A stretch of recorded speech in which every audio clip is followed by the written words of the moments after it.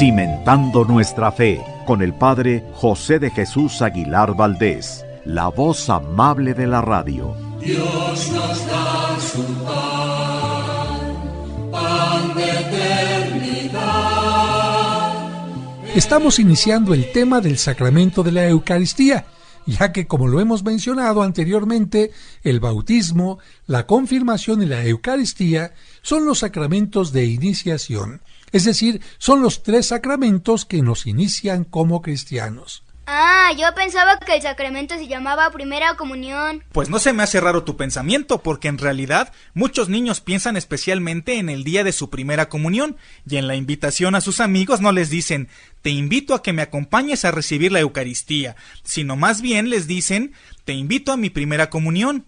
Y peor aún, cuando los papás solo cumplen con llevarlos a la primera comunión y después ya no se preocupan porque sigan comulgando cada domingo, como es lo correcto. Entonces me queda muy claro que el sacramento se llama Eucaristía. Y también que no es suficiente comulgar un día, sino cada domingo. Exacto.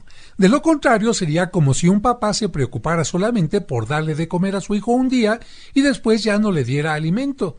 El alimento espiritual que Cristo nos dejó no es solo para un día, porque los retos y adversidades no solo se nos presentan un día, sino siempre.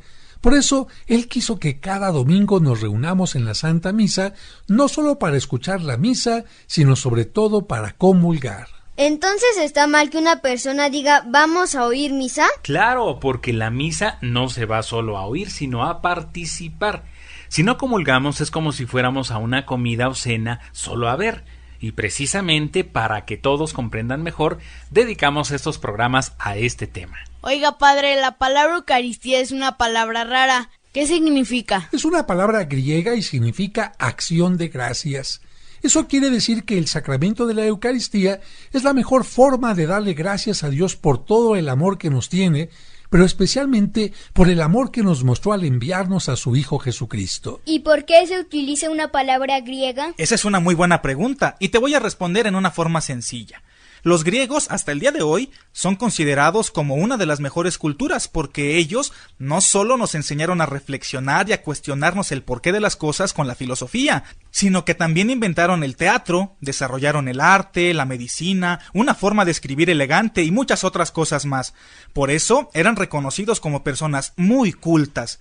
Pero los griegos no solo vivieron en Grecia, sino que también viajaron a otros lugares en donde eran bienvenidos, porque con su llegada llevaban muchos beneficios. ¿Y Jesús era griego? No, pero si me dejas terminar la explicación, vas a entender lo que les quiero decir. Y es que en tiempo de Cristo, en el lugar donde él vivía, se hablaban 3 lenguas o idiomas.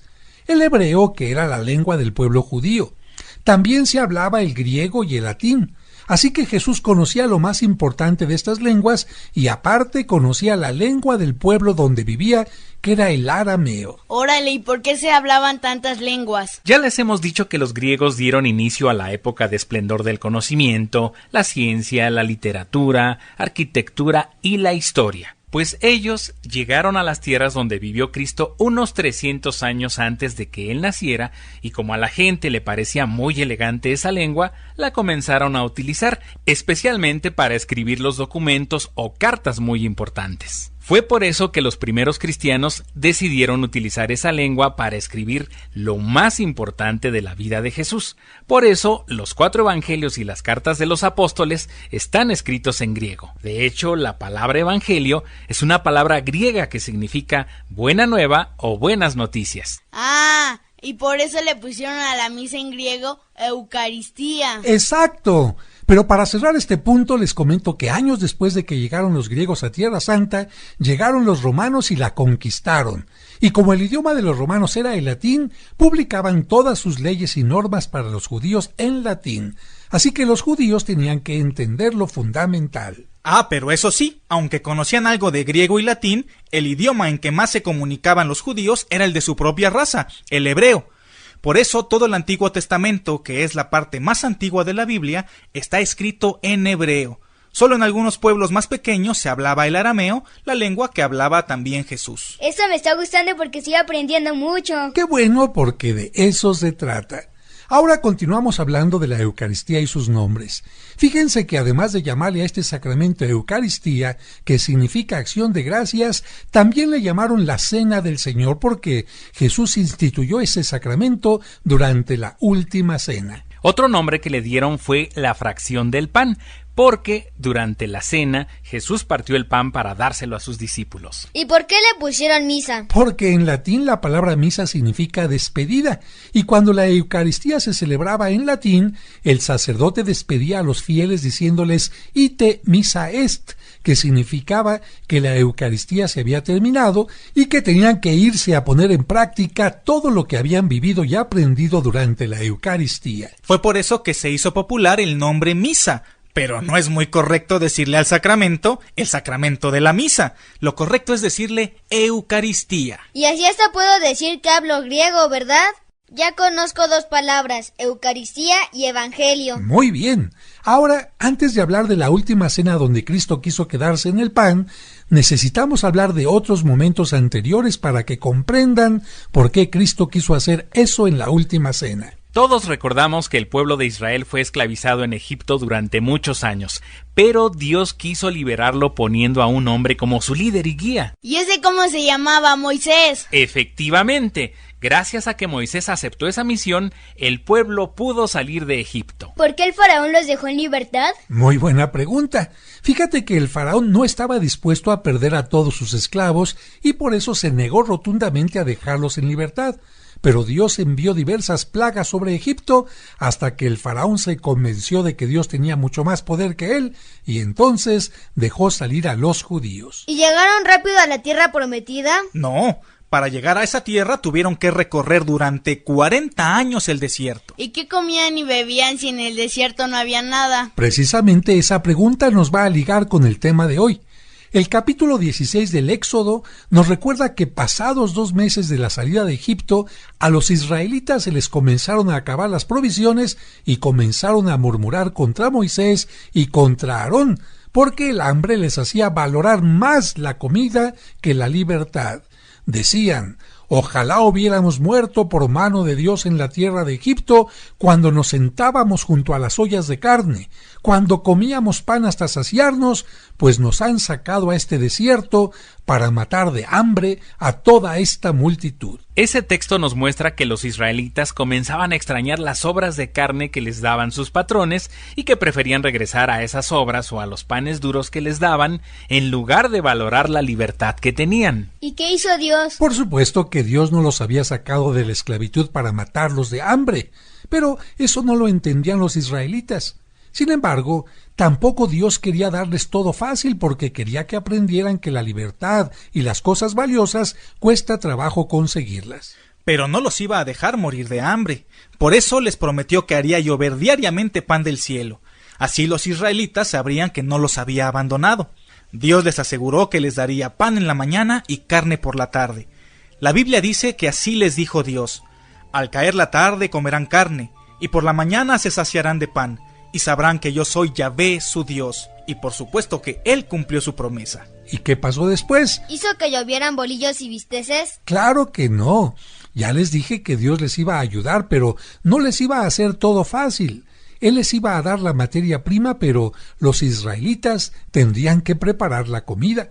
Por la tarde llegaron miles de codornices y por la mañana descendió alrededor del campamento una especie de rocío. Cuando éste desapareció, dejó en su lugar una especie de escarcha formada por pequeñas y redondas semillas como las de la mostaza. Los israelitas preguntaron en hebreo: ¿manú? ¿Qué significa? ¿Qué es esto? De allí le vino el nombre de maná. ¿Y para qué servían esas pequeñas semillas? Moisés les dijo que era el pan con que Dios los alimentaba. ¿Pero por qué las semillas iban a ser pan? Porque si los israelitas juntaban las semillas y las molían, hacían como una especie de masa para preparar pan. Algo semejante a lo que se hace con el trigo. El trigo no es pan, pero si lo mueles y lo conviertes en harina, puedes hacer una masa, y luego haces que la masa se convierta en pan. De esa manera Dios le dio siempre al pueblo el maná para que pudieran tener pan, y ellos le llamaron al maná el pan del cielo. Y yo que pensaba que iban a llover bolillos. Como ven, amigos, Dios no le falló a su pueblo. Con las codornices les dio carne y con el maná les dio pan. Pero para que no desconfiaran de Dios les pidió algo, que no recogieran más de la cuenta y guardaran más maná del que necesitaban. Pues sí, porque si guardaban o recogían más de lo que necesitaban, significaba que estaban dudando de que Dios siempre los iba a alimentar. Por eso, la Biblia nos dice que Dios les advirtió que solo debían recoger lo que pudieran comer. No deberían desperdiciarlo ni guardarlo para el día siguiente. Claro que algunos desobedecieron y su alimento no solo se apestó, sino que se llenó de gusanos. La dotación diaria que Dios les daba era para que el alimento siempre fuera fresco, pero no deberían almacenarlo por miedo al futuro. Más bien deberían confiar diariamente en la providencia divina. Cada día los israelitas tenían que recoger su porción diaria. Solo el viernes podían recoger doble porción porque el sábado tenían prohibido trabajar. Así dice Dios en la Biblia. Mas en el sexto día prepararán para guardar el doble de lo que suelen recoger cada día. Y ante esta orden, los israelitas comprobaron que el alimento que guardaban para el sábado se mantenía en perfecto estado. Y también se sorprendieron porque el séptimo día no aparecía el maná. El maná aparecía cada mañana después del rocío de la noche y debía ser recogido antes de que el calor lo derritiera. Era de color blanco y después de molerlo y hornearlo se parecía a las obleas con miel. Si gustan leer más detalles sobre esto que les estamos contando, pueden leer en el capítulo 16 del libro del Éxodo. Hay otro libro en la Biblia, el de los Números, que describe el maná con el color de la mirra de la India y con sabor a aceite. Y para que no se les olvidara que Dios los había alimentado, los hebreos o israelitas guardaron una muestra en el Arca de la Alianza, donde también guardaban las tablas con los 10 mandamientos. ¿Y cuánto tiempo alimentó Dios así a su pueblo? Durante 40 años, hasta que llegaron a los límites de la tierra de Canaán. Esto hizo que algunos se hubieran hartado de este alimento, pero ciertamente no se murieron de hambre. Algunos dicen que el maná tenía el sabor y la apariencia que cada quien deseaba. A los niños les sabía a miel, a los jóvenes a aceitunas o aceite fresco, y a los mayores les sabía a pan. Un grupo de científicos creen que muy probablemente el maná fue el Liquen lecanora esculenta, que es transportado por el viento a largas distancias. Bueno, amigos, con esto ya entendieron lo que era el maná, pero ahora vamos a seguir hablando de la importancia del pan en la Biblia. Algunos textos muestran que Dios utilizó el pan como signo de su poder y además como signo del cuidado, providencia, amor y protección que brinda a quienes lo buscan. Pónganos un ejemplo, por favor. Con gusto. Fíjense que 900 años antes de Cristo, por medio del profeta Elías, Dios multiplicó el alimento para una viuda. Multiplicó la harina y el aceite que tenía en casa para preparar el pan. Con eso, Dios mostraba su amor y su poder.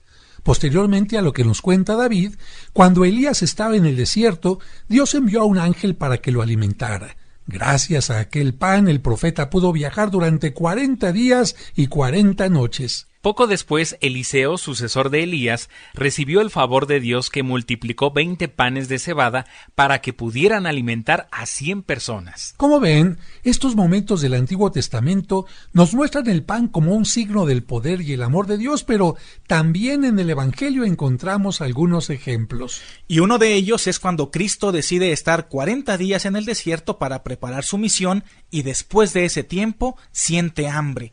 Sin embargo, no cae en la tentación del demonio y le responde: no solo de pan vive el hombre, sino de toda palabra que sale de la boca de Dios. Con eso, Jesucristo nos enseña que el pan puede ser importante, pero no más que el alimento del espíritu. ¿Entonces Jesús nos enseña a no comer? Claro que no, esa no es su enseñanza. Él nos enseña a alimentar nuestro espíritu sin descuidar nuestro cuerpo. Y para que veas que Jesús también se preocupaba por alimentar el cuerpo, los evangelios lo presentan alimentando a sus discípulos en forma integral. Esto sucedió en una montaña junto al lago de Galilea. Primero alimenta a todos los presentes con su palabra y luego, ya que lo han escuchado y alimentado su espíritu, Jesús los alimenta multiplicando los panes y los peces para que nadie se quede sin comer. En la primera multiplicación, con solo 5 panes y 2 peces, pudo alimentar a 5,000 hombres, sin contar mujeres y niños. Y en la segunda, alimentó a 4,000 hombres con solo 7 panes. Continuando con estos textos del Evangelio, finalmente, en el Evangelio de San Juan, Jesús se presenta a sí mismo como el verdadero pan del cielo que se entregó al mundo en la Eucaristía. Esto que vamos a escuchar en un momento fue una predicación que Cristo hizo en la sinagoga del poblado de Cafarnaúm, el lugar donde vivió sus últimos 3 años en la casa de Pedro, junto al hermoso lago de Galilea. Con esta predicación, Jesús estaba preparando a sus apóstoles para lo que les sucedería en la última cena. Si ponen atención, Jesús anuncia que Él es alimento para el hombre, y por ello es el pan del cielo. Le voy a pedir a David que lea el texto donde Jesús se compara con el maná, pero enseña que Él es mucho más que el maná.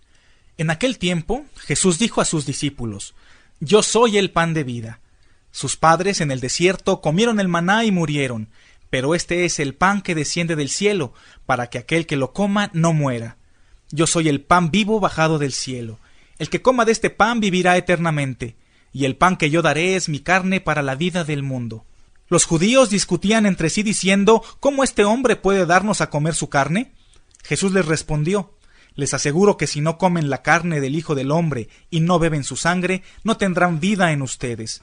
El que come mi carne y bebe mi sangre tiene vida eterna, y yo lo resucitaré en el último día, porque mi carne es la verdadera comida y mi sangre la verdadera bebida. El que come mi carne y bebe mi sangre permanece en mí y yo en él. Así como yo, que he sido enviado por el Padre que tiene vida, vivo por el Padre, de la misma manera el que me come vivirá por mí. Este es el pan bajado del cielo, no como el que comieron sus padres y murieron.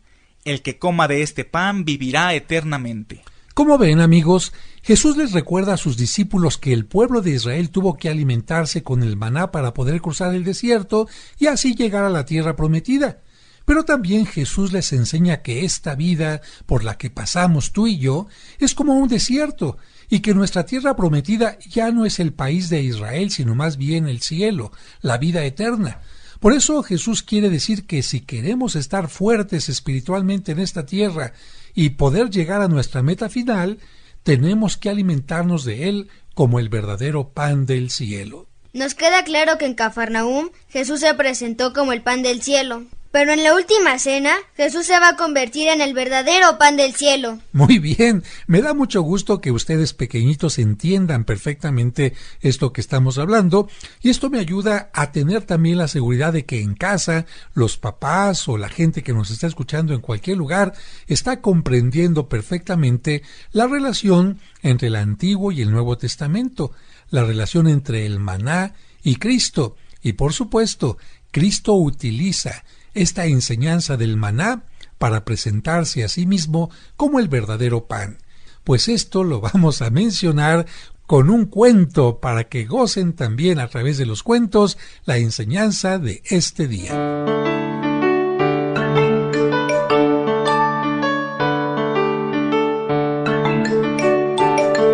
El pan que bajó del cielo. Los padres de Elías, doña María y don Salvador, le enseñaban diariamente algo sobre la Biblia. En cierta ocasión su papá le dijo: Hoy te vamos a hablar del pan que bajó del cielo. El chiquillo se sorprendió por el comentario y exclamó: Yo he visto que del cielo cae la lluvia, pero nunca he visto llover panes.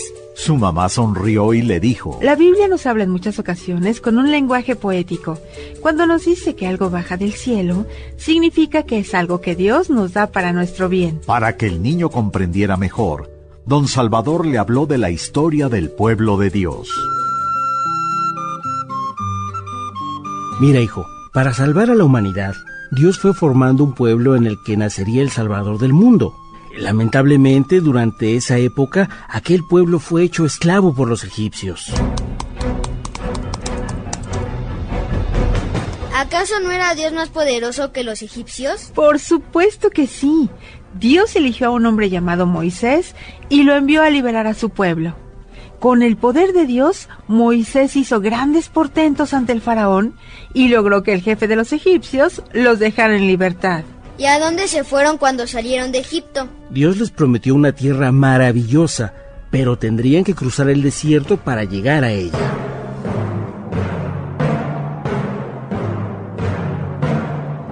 Elías recordó que había visto una película sobre el desierto y comentó: ¡Uy! Vivir en el desierto es muy difícil, las temperaturas son extremas y además el agua y el alimento son muy escasos. Tienes razón, el pueblo de Israel tuvo muchas dificultades para cruzar el desierto. Esos pormenores los podemos leer en un libro de la Biblia que se llama Éxodo. Ahí se nos cuenta que 2 meses después de que los judíos habían salido de Egipto, se acabaron sus provisiones y comenzaron a tener hambre. Entonces comenzaron a murmurar contra Moisés. El hambre les hacía valorar más la mala comida que habían tenido en Egipto que la libertad que tenían ahora, y pensaban que Dios los había sacado al desierto para hacerlos morir de hambre.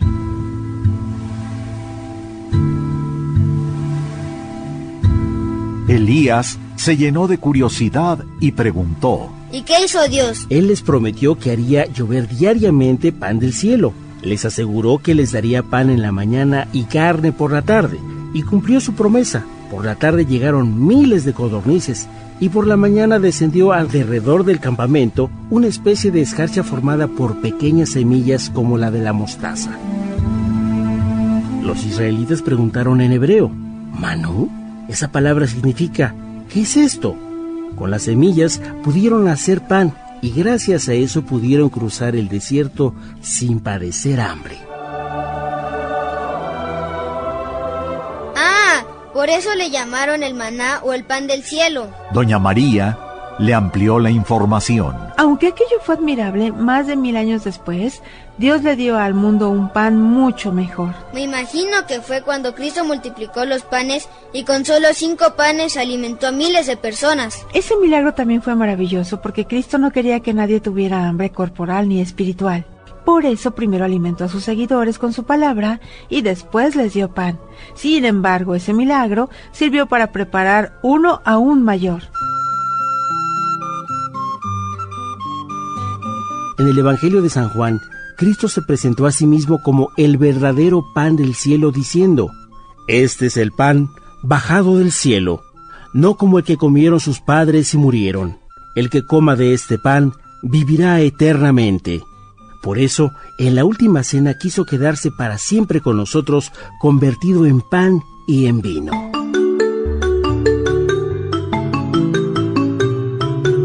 El pequeño Elías concluyó diciendo: Hoy aprendí que Cristo es el verdadero pan que bajó del cielo y que si lo comemos en la comunión, Él nos ayudará a llegar a la verdadera tierra prometida, que es el cielo.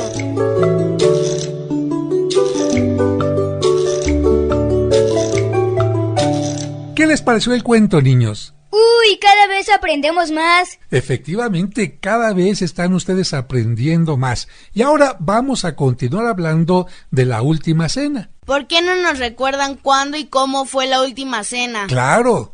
Jesús iba cada año a Jerusalén para celebrar la Pascua, es decir, el recuerdo del momento en que Moisés, con el poder de Dios, sacó al pueblo de la esclavitud de Egipto. Recuerden que a ese momento, cuando Moisés sacó al pueblo a la libertad, los judíos le llamaban Pascua. La última vez que Jesús fue a Jerusalén, sabía que sus enemigos lo iban a matar. Por eso, un día antes de que lo asesinaran, Jesús quiso reunir a sus discípulos en una cena. Y como fue la última cena de su vida, por eso le llamamos la última cena. En ese momento Jesús les enseñó el valor del servicio, les enseñó que sus verdaderos seguidores tienen que servirse unos a otros. ¿Y cómo les enseñó eso? Se levantó de la mesa y se puso a hacer lo que el sirviente de cada casa tenía que hacer: lavar los pies a sus discípulos. Y voy a leer en este momento el capítulo 13 del Evangelio de San Juan, que precisamente nos recuerda aquel momento. Dice así: Era el día anterior a la fiesta de la Pascua. Jesús sabía que había llegado la hora de que Él dejara este mundo para ir a reunirse con el Padre. Él siempre había amado a los suyos que estaban en el mundo, y así los amó hasta el extremo. El diablo ya había metido en el corazón de Judas, hijo de Simón Iscariote, la idea de traicionar a Jesús. Jesús sabía que había venido de Dios, que iba a volver a Dios, y que el Padre le había dado toda autoridad. Así que, mientras estaban cenando, se levantó de la mesa, se quitó la ropa exterior y se ató una toalla a la cintura. Luego echó agua en una palangana y se puso a lavar los pies de los discípulos y a secárselos con la toalla que llevaba a la cintura. Cuando iba a lavar los pies a Simón Pedro, éste le dijo: Señor, ¿tú me vas a lavar los pies a mí? Jesús le contestó: Ahora no entiendes lo que estoy haciendo, pero después lo entenderás. Pedro le dijo: Jamás permitiré que me laves los pies. Respondió Jesús: Si no te los lavo, no podrás ser de los míos. Simón Pedro le dijo: Entonces, Señor, no me laves solamente los pies, sino también las manos y la cabeza. Pero Jesús le contestó: El que está limpio no necesita lavarse más que los pies, porque está todo limpio, y ustedes están limpios, aunque no todos. Dijo: No están limpios todos, porque sabía quién lo iba a traicionar. Después de lavarle los pies, Jesús volvió a ponerse la ropa exterior, se sentó otra vez a la mesa y les dijo: ¿Entienden ustedes lo que les he hecho? Ustedes me llaman Maestro y Señor, y tienen razón porque lo soy. Pues si yo, el Maestro y Señor, les he lavado a ustedes los pies, también ustedes deben lavarse los pies unos a otros. Yo les he dado un ejemplo para que ustedes hagan lo mismo que yo les he hecho. Les aseguro que ningún criado es más que su amo, y que ningún enviado es más que el que lo envía. Si entienden estas cosas y las ponen en práctica, serán dichosos. No estoy hablando de todos ustedes. Yo sé quiénes son los que he escogido, pero tiene que cumplirse lo que dice la Escritura: El que come conmigo se ha vuelto contra mí. Les digo esto de antemano para que cuando suceda, ustedes crean que yo soy el que soy. Les aseguro que el que recibe al que yo envío, me recibe a mí, y el que me recibe a mí, recibe al que me ha enviado. Y después de este texto del capítulo 13 del Evangelio de San Juan, se anuncia el momento en que Cristo va a ser traicionado por uno de sus discípulos. Continúa así el Evangelio. Después de decir esto, Jesús se sintió profundamente conmovido y añadió con toda claridad: Les aseguro que uno de ustedes me va a traicionar. Los discípulos comenzaron entonces a mirarse unos a otros sin saber de quién estaba hablando. Uno de ellos, a quien Jesús quería mucho, estaba a su lado de forma que podían conversar mientras cenaban, y Simón Pedro le dijo por señas que le preguntara de quién estaba hablando. Él, acercándose más a Jesús, le preguntó: Señor, ¿quién es? Jesús le contestó: Voy a mojar un pedazo de pan y a quien se lo dé, ese es. Enseguida mojó un pedazo de pan y se lo dio a Judas, hijo de Simón Iscariote.